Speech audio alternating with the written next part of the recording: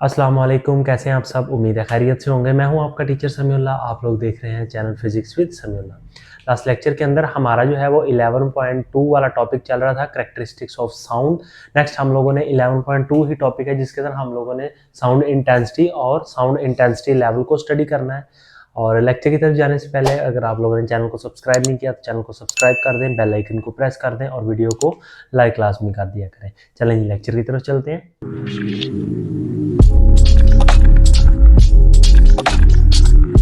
अच्छा, first of all जो है ना, हम लोगों ने क्या करना है, सबसे पहले आप लोगों ने इस चीज़ को ज़हन के अंदर रखना है कि लाउडनेस जो है वो डिपेंड कर रही होती है, ठीक है, एयर की कंडीशन के ऊपर, ठीक है, लेकिन इंटेंसिटी जो है वो एयर की कंडीशन के ऊपर डिपेंड नहीं कर रही होती। सबसे पहली बात तो आप लोगों ने ये ज़हन में रखनी है, ठीक।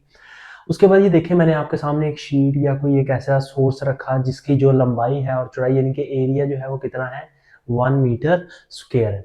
ठीक हो गया। अब साउंड सोर्स क्या है?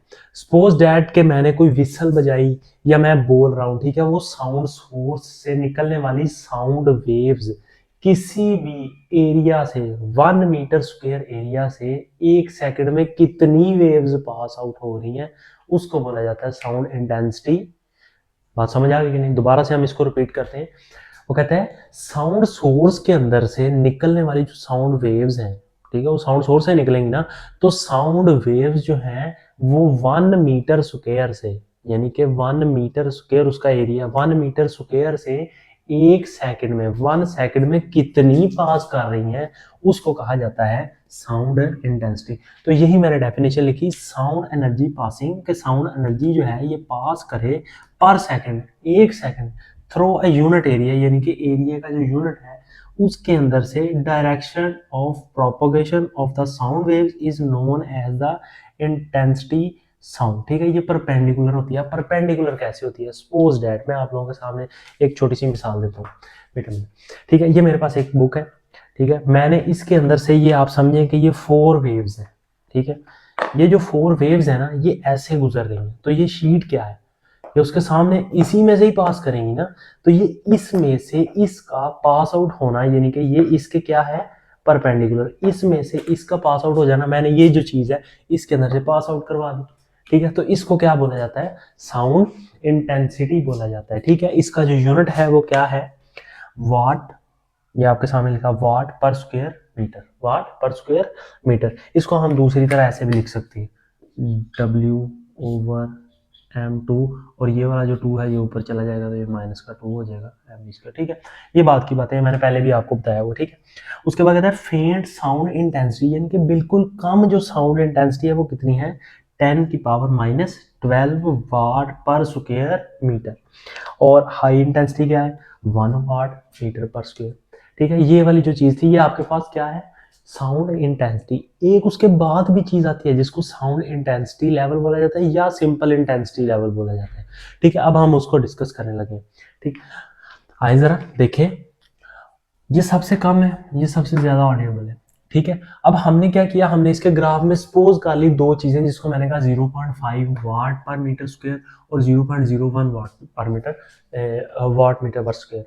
ठीक, अब मैंने कहा कि इन दोनों के दरमियान में, इसके और इसके, इन दोनों के दरमियान में ये बड़ी फ्रीक्वेंसी है, ये वाली जो है ये छोटी है, यानी कि फ्रीक्वेंसी से मुराद ये जो साउंड इंटेंसिटी जो है ये ज्यादा है और ये क्या है, कम है। ठीक, अब सपोज दैट कि मैं कहता हूँ इन दोनों के दरमियान में जो डिफरेंस है, इन दोनों के दरमियान का जो है डिफरेंस, उसको क्या बोला जाता है, उसको बोला जाता है साउंड इंटेंसिटी लेवल। उसको क्या बोला जाता है, साउंड इंटेंसिटी लेवल। जैसे सपोज दैट मैं आपको कहता हूँ difference, the difference between loudness of two sound, यानी कि दो साउंड्स की लाउडनेस, वो किस पे, सबसे पहले तो मैंने आपको कहा था कि वो चीज़ आपने ध्यान में रखनी है कि वो उसकी कंडीशन ऑफ एयर पे डिपेंड नहीं कर रही होती, जो इंटेंसिटी है हमारी। ठीक है, तो ये क्या है, लाउडनेस।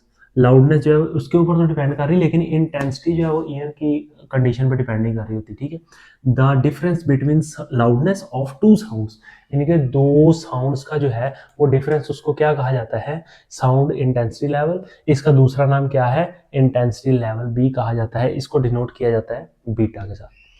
ठीक हो गया। अब हम इसकी चलते हैं मैथमेटिकल फॉर्म की तरफ, कि मैथमेटिकल फॉर्म क्या है इसकी। ठीक है, मैं यहाँ पे लिख देता हूँ।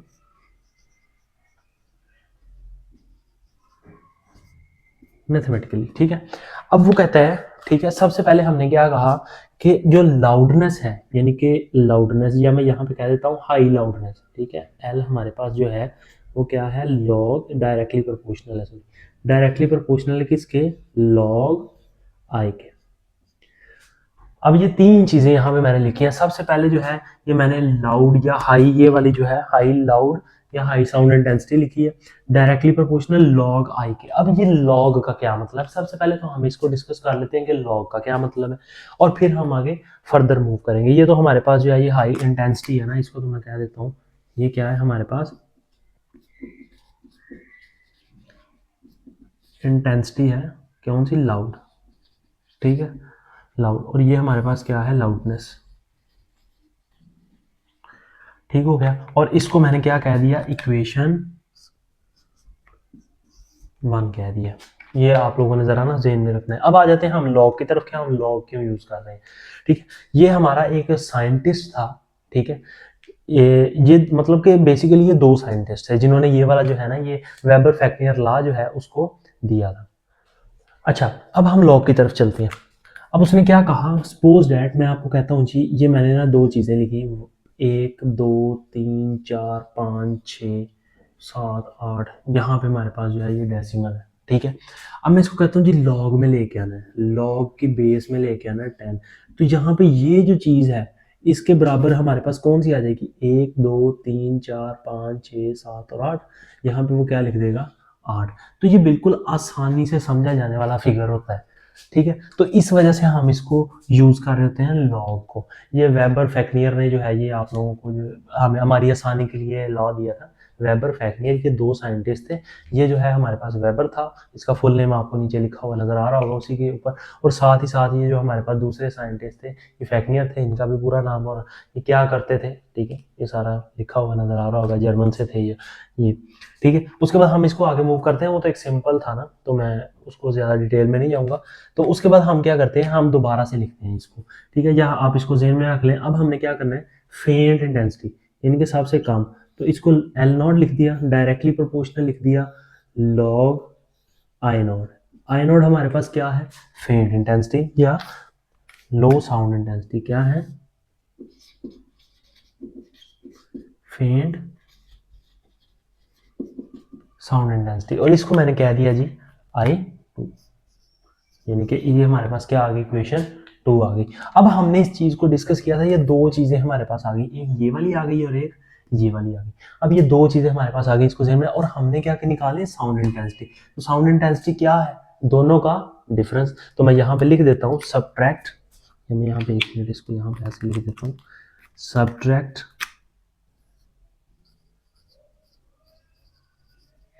Equation 2 from 1।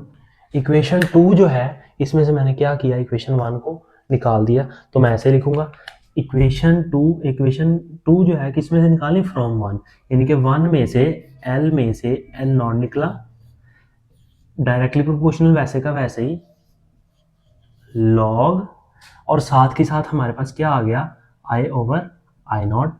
तो sorry I, log I minus log I not, ठीक है। तो ये वाली जो इक्वेशन है, अब यहाँ पे हमने क्या किया जी, डायरेक्टली प्रोपोर्शनल को खत्म करने के लिए हमने लिख दिया जी L minus L not is equal to K constant है, उसके बाद log I minus log I not. यहां तक भी हमारे पास क्लियर हो गया। अब ये वाली जो चीज है इसको जरा आप लोगों ने देखना है। अब हमने ना उसके अंदर लॉगरिथम के अंदर ना एक लॉ पढ़ा था।